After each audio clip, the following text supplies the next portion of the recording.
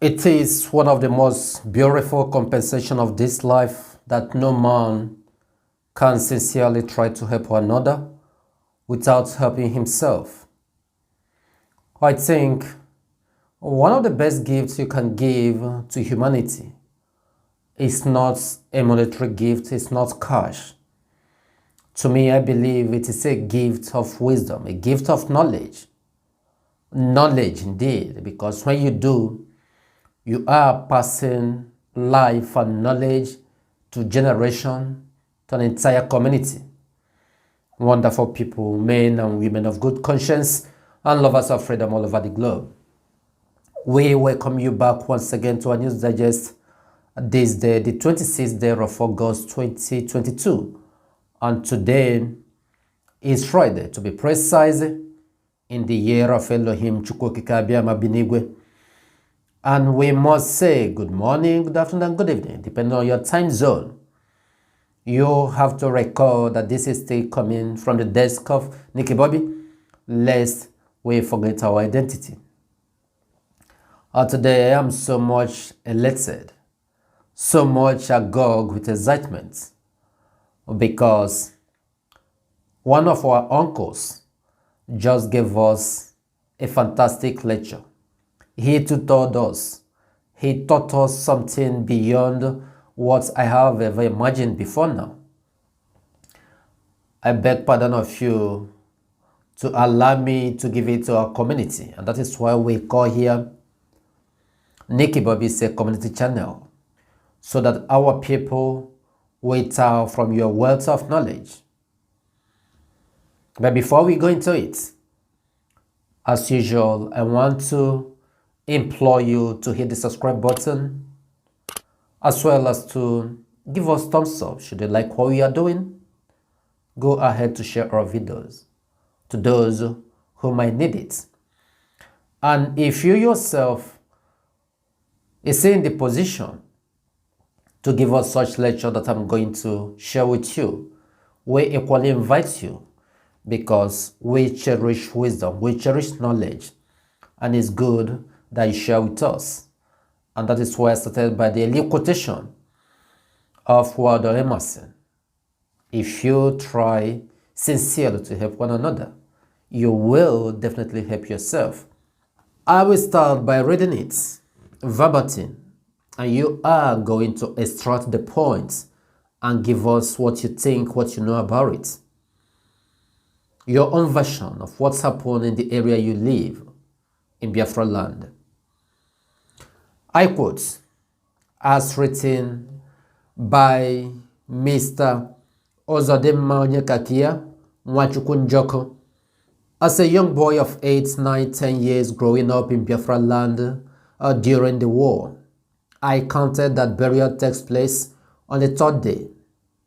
Example, Tuesday, day 1, somebody died in our compound. Immediately, Omona meeting gathered and planned the burial. Children kept out of this meeting. Elderly people left the village to tell distant relatives about the death of mourning, and mourning commences in the compound. Music, food, drinks organized, and condolence visitors starts converging.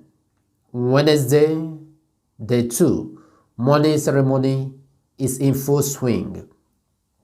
Some people will go to the market to buy everything required for burial. All traditional and cultural rites strictly followed. A room identified and thoroughly cleaned to display the corpse and the body lying state. Condolence visitors troop into the room to pay their last respects. Again, children discouraged from going in. Different music will now be in attendance and playing for the wake keeping. Thursday, day 3. The burial ground is identified and marked out. Strong village boys and men who will dig the ground identified and appointed. The digging can take several hours right into the evening. Burial is usually in the evening. I observed this several times as a young person growing up in the village during the Biafran War. Children are strictly kept out of burial rites, and I am sure A lot happened that we are not disclosed to children. My observation then was that 3 days is the time frame for the dead to be buried. I am sure that there is a reason for the 3 days not clear to me those days. However, I have come to know that on the third day, a dead body starts decomposing and smelling and flies start gathering. Then the corpse need to be buried in pronto. Some will say on the third day, the spirit vacates the body, and others believe that if on the third day a dead body did not wake up, it will never wake up, possibly again, unquote. Do you know of this history before now? Have you any idea about it? And that is why I said this is great and invaluable lecture delivered to us freely. Personally, I don't really know more about it before now. I used to think only that the third day at least is enough for a burial arrangement to take place. Now I can now see some other values attached to it, why it was like that. And that is why in Biafraland, in Igbo land, we always cherish our elder ones. That is why a young man growing up in Igbo land will always go to seats around the meetings of the elderly. Why? In order to learn and acquire knowledge, acquire wisdom, in order to learn the custom of Igbo land. So that is why in those days, when you see a young Igbo man, he is always vibrant in reasoning, and he can reason with the elderly ones. Why? Because he spent most of his time sitting around the elders. When they are talking, he learned from it.